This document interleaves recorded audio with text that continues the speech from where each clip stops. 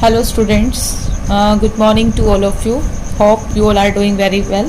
This side कोमल धुंगरा.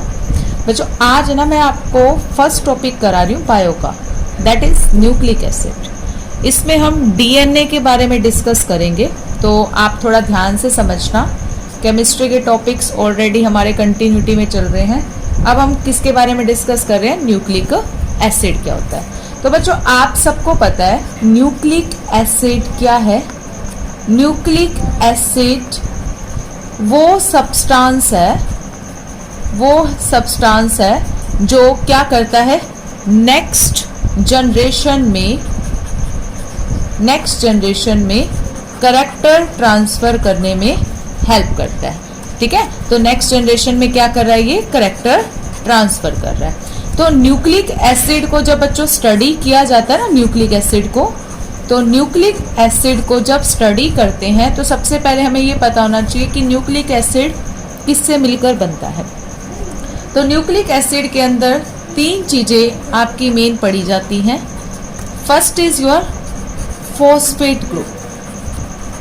ठीक है, phosphate group. Second is your that is sugar, और third is your nitrogen bases.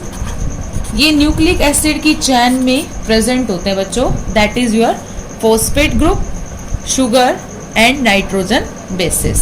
तो one by one अगर हम इनके बारे में स्टडी करें तो सबसे पहले मैं आपको यहाँ पे ड्रॉ करके दिखा रही हूँ फॉस्फेट ग्रुप. फॉस्फेट ग्रुप बच्चों आपको देखने में ऐसा दिखेगा.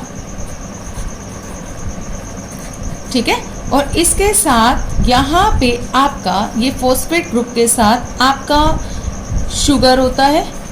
ठीक है, देन आपका यहाँ क्या प्रेजेंट होते हैं, नाइट्रोजन बेसिस.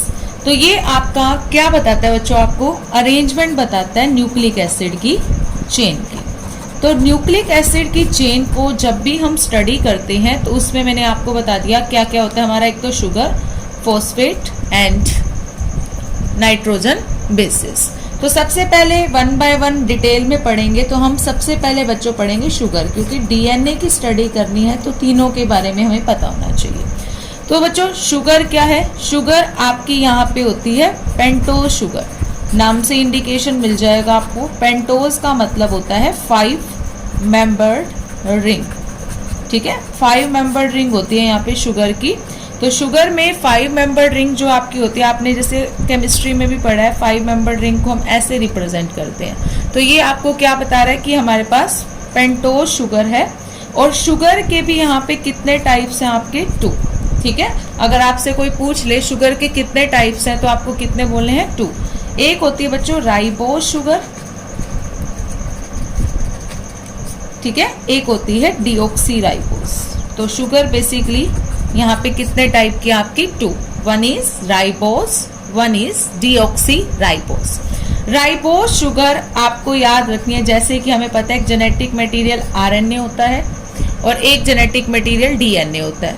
तो आरएनए के अंदर जो शुगर होती है दैट इज राइबोज शुगर, और डीएनए के अंदर जो शुगर होती है वो आपकी कौन सी होती है, डीऑक्सी राइबोज. 1 मार्क में क्वेश्चन पूछा गया है कि शुगर कौन सी है डीएनए में, तो डीएनए में कौन सी है, डीऑक्सी राइबोज, और आरएनए में कौन सी है बच्चों आपकी, राइबोज. तो अगर शुगर की क्लासिफिकेशन देखी जाए तो हमने इसको कितनी कैटेगरी में डिवाइड किया है, 2, ribose sugar and deoxy ribose sugar. Next जो आपका है वो क्या है, फॉस्फेट ग्रुप. फॉस्फेट ग्रुप, अभी मैंने आपको बताया कि जो फॉस्फेट ग्रुप है उसमें किस टाइप की लिंकेज होती है कि फॉस्फोरस होता है, देन आपका ऑक्सीजन OH, और यहाँ पे O है. यहाँ पे अनदर आपका जो शुगर है चाहे नाइट्रोजन बेसिस है वो क्या रहते हैं आपके, कनेक्टेड रहते हैं. तो बच्चों आपको ये क्लियर कट हो रहा होगा कि यहाँ पे इट मीन्स फॉस्फेट ग्रुप भी क्या करता है, मेन रोल प्ले करता है किसमें, न्यूक्लिक एसिड की फॉर्मेशन में. तो ये बात आपको याद रखनी है, जो शुगर एंड फॉस्फेट हैं ये बैकबोन बनाते हैं डीएनए की. ये ठीक है, याद रखना, ये क्या बनाते हैं, बैकबोन बनाते हैं किसकी, डीएनए की. तो अगर आपसे पूछ लिया जाए डीएनए की बैकबोन कौन कौन है, तो डीएनए की बैकबोन है हमारा एक तो शुगर और एक हमारा क्या है, फॉस्फेट ग्रुप. अब बच्चों सबसे इंपॉर्टेंट जो हम डिस्कस करने जा रहे हैं that is the nitrogen bases. Nitrogen bases को 2 कैटेगरीज में डिवाइड किया गया है। वन इज योर प्यूरीन और वन इज योर पायरिमिडीन। तो अगर आपसे पूछ लिया जाए क्या कि नाइट्रोजन बेसिस की कितनी कैटेगरीज हैं, तो आपको कितनी बोलनी है? 2। One is purine, one is your pyrimidine. अगर हम बात करें प्यूरीन, इसमें आपके 2 बेसिस आते हैं बच्चों, 2 बेसिस आते हैं। वन इज योर एडेनिन और one is your guanine. Purine में आपके 2 बेसिस आते हैं, one is your adenine, one is your guanine. Adenine को शॉर्ट फॉर्म में ए से रिप्रेजेंट कर देना, ग्वानिन को शॉर्ट फॉर्म में जी से रिप्रेजेंट कर देना। इसमें पायरिमिडीन में आपके 3 आते हैं बच्चों।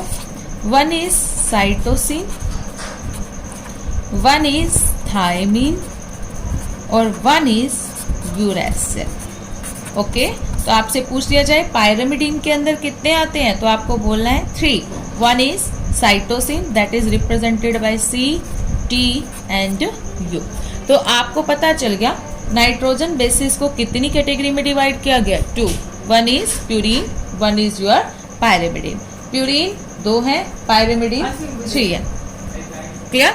तो अब आपकी अगर हम बात करें, ये याद रखना बच्चों, डीएनए के अंदर जो बेसिस हैं वो 4 होते हैं, ए, टी, सी, जी।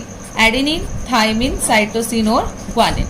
जबकि आरएनए के अंदर आपके होते हैं ए, यू, जी, सी। तो आपको बेसिक डिफरेंस पता चल गया होगा कि डीएनए के अंदर बेस पेयर जो होता है वो होता है थायमिन और आरएनए के अंदर जो होता है वो हमारा कौन सा है? यूरेसिल।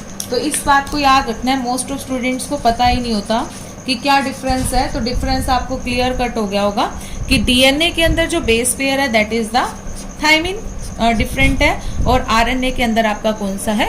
यूरेसिल। तो नाइट्रोजन बेसिस को 2 कैटेगरीज में डिवाइड किया गया है। One is your purine, one is your pyrimidine. तो आपको यहां तक क्लियर हुआ डीएनए और आरएनए में कौन कौन से बेसिस प्रेजेंट होते हैं। ठीक है बच्चों, तो ये इसके बाद हम डिस्कस करते हैं। तो हमने देखा कि जो हमारा डीएनए है उसको 3, उसके अंदर 3 आपके मेन होते हैं जो डीएनए को फॉर्म करते हैं। एक तो कौन सी शुगर बता दी मैंने आपको? Deoxy ribose.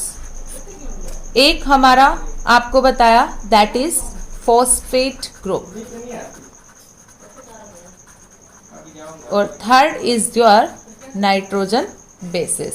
और नाइट्रोजन बेसिस भी मैंने आपको कितने बताए बच्चों? 4।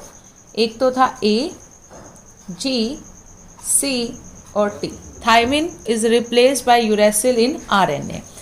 अब बच्चों आपको बता दूं, 2 साइंटिस्ट आए थे, एक का नाम था वॉटसन एंड क्रिक।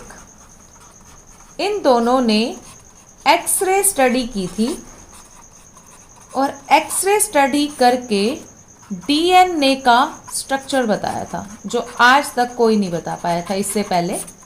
तो डीएनए के स्ट्रक्चर को बताने में वॉटसन एंड क्रिक ने एक्सरे स्टडी की थी बच्चों और उससे उन्होंने डीएनए का स्ट्रक्चर डिस्क्राइब किया था और उसी की वजह से इन दोनों को नोबेल प्राइज से अवॉर्ड किया गया था। इट मीन्स इन्होंने बहुत अच्छा काम किया था जिसकी वजह से इनको नोबेल प्राइज से क्या किया गया था? अवॉर्ड किया गया था। क्लियर? तो अब हम पढ़ते हैं डीएनए का स्ट्रक्चर। तो जैसे कि हमने पढ़ रखा है कि DNA is the double helix structure. इसमें 2 हेलिक्स होते हैं आपके, तो DNA is the double helix structure. दिख रहा होगा आपको, ये जो 2 स्ट्रैंड एक दूसरे के अपोजिट चल रहे हैं तो हम इसके लिए वर्ड लिख सकते हैं DNA is the double helix structure. ठीक है? और बच्चों ये भी याद रखना कि जो दोनों स्ट्रैंड्स हैं वो एक दूसरे के एंटी पैरेलल है। Both strands are antiparallel to each other, antiparallel to each other. It means एक दूसरे के अपोजिट चलते हैं। ठीक है? अगर एक आपका 5' to 3' चलता है तो दूसरा 3' to 5' चलता है। तो ये बात याद रखना है, 1 स्ट्रैंड इज योर 5' to 3', ये नेम दिए गए हैं बच्चों 5' and 3', 1 इज योर 3' to 5'। तो इस वजह से दोनों अपोजिट होने की वजह से हम बोल देते हैं कि ये दोनों ही एक दूसरे के क्या हैं? Antiparallel to each other. Clear? अभी मैंने आपको ये भी बताया था कि इस डीएनए के स्ट्रक्चर में जो शुगर एंड फॉस्फेट है, ठीक है, वो क्या बनाती है, इसकी बैकबोन। तो इसकी क्या बना रही है, वो बैकबोन बनाएंगी। शुगर एंड फॉस्फेट इसकी क्या बनाएंगे बच्चों, बैकबोन। क्लियर? अब आपको ये बात सुननी है, यहाँ पे जो बेस पेयर होते हैं ना, उन्होंने यही बात बोली थी, एडेनिन हमेशा थाइमिन के साथ बॉन्ड बनाता है, थाइमिन हमेशा एडेनिन के साथ बॉन्ड बनाएगा, साइटोसिन जो होगा ग्वानिन के साथ बनाएगा या ग्वानिन साइटोसिन के साथ। ऐसे बॉन्ड बनेंगे, आपकी मर्जी है, आप इनको कैसे भी रिप्रेजेंट कर सकते हो। अब जो बात सुनने की वो ये भी है कि ए और टी में 2 हाइड्रोजन बॉन्ड होते हैं, टी और ए में सेम 2 हाइड्रोजन बॉन्ड, सी और जी में 3 हाइड्रोजन बॉन्ड। कई बच्चे बोलते हैं triple bond, no, that is the hydrogen bond. तो ये बात याद रखनी है आपको कि ए और टी में कितने हैं, 2 हाइड्रोजन बॉन्ड है। तो ए जो टी के साथ बनाएगा 2 हाइड्रोजन बॉन्ड शो करेगा, हर जगह सेम चलता है रूल। सी जी के साथ बनाएगा तो यहाँ पे कितने हाइड्रोजन बॉन्ड होंगे, 3 हाइड्रोजन बॉन्ड। आपको अपनी नॉलेज के लिए ये बात भी याद रखनी है, ए और टी के जो ये बेस पेयर है ना बच्चों, बेस पेयर, इनके बीच का जो डिस्टेंस होता है वो होता है 0.34 नैनोमीटर। कितना होता है, 0.34 नैनोमीटर। अब आपको यहाँ पे ये 2 रिंग्स दिखाई दे रही होंगी, इसको पूरे को बोला जाता है हेलिक्स। क्या बोलते हैं, हेलिक्स, जिसमें 2 रिंग्स आती हैं, तो उसको हम क्या बोल देते हैं, हेलिक्स। अब देखो बच्चों, यहाँ पे एक हेलिक्स की जो लेंथ होती है ना, वो होती है 3.4 नैनोमीटर। ठीक है, तो आपसे पूछा जाएगा कि एक हेलिक्स की लेंथ कितनी होती है, तो वो कितनी होती है, 3.4 नैनोमीटर। और अगर आपसे पूछ लिया जाए कि डीएनए के बेस पेयर्स का डिस्टेंस कितना होता है, तो आप बोलोगे 0.34 नैनोमीटर। और स्टूडेंट, ये वाला जो डिस्टेंस होता है ना 2 डबल हेलिक्स के बीच में, दैट इज द 20 एंगस्ट्रॉम। ठीक है, तो ये क्वेश्चन भी आपसे पूछ लिया जाता है कि जो डिस्टेंस होगा वो कितने का होता है, 2 स्ट्रैंड्स के बीच का होता है 20 एंगस्ट्रॉम, 2 बेस पेयर्स के बीच में होता है 0.34 नैनोमीटर, और पूरे हेलिक्स की लेंथ कितनी होती है, 3.4 नैनोमीटर। और किसने दिया था, वॉटसन एंड क्रिक ने। क्लियर? अब एक चीज और सुनिए, एक साइंटिस्ट आया था चारगफ, उसने अपना एक रूल दिया था, दैट इज चारगफ रूल। ठीक है, उसने ये कहा था जो a plus T divide by c plus G, इनका जो रेशो होगा ना a प्लस टी और c प्लस जी का, वो हमेशा क्या होगा, कांस्टेंट होगा। ठीक है, ये इसने बताया था, किसने, चारगफ ने बताया था। तो आपको समझ में आ गया होगा। तो ये आज हमारे टॉपिक था, डीएनए के बारे में स्टडी की हमने इसमें। तो आपको वीडियो पसंद आई हो तो प्लीज़ लाइक करना, शेयर करना एंड कमेंट करना। कोई भी प्रॉब्लम है तो मैं आपको बोलती हूँ, कमेंट बॉक्स में अपना मैसेज ड्रॉप करो। Thank you so much students.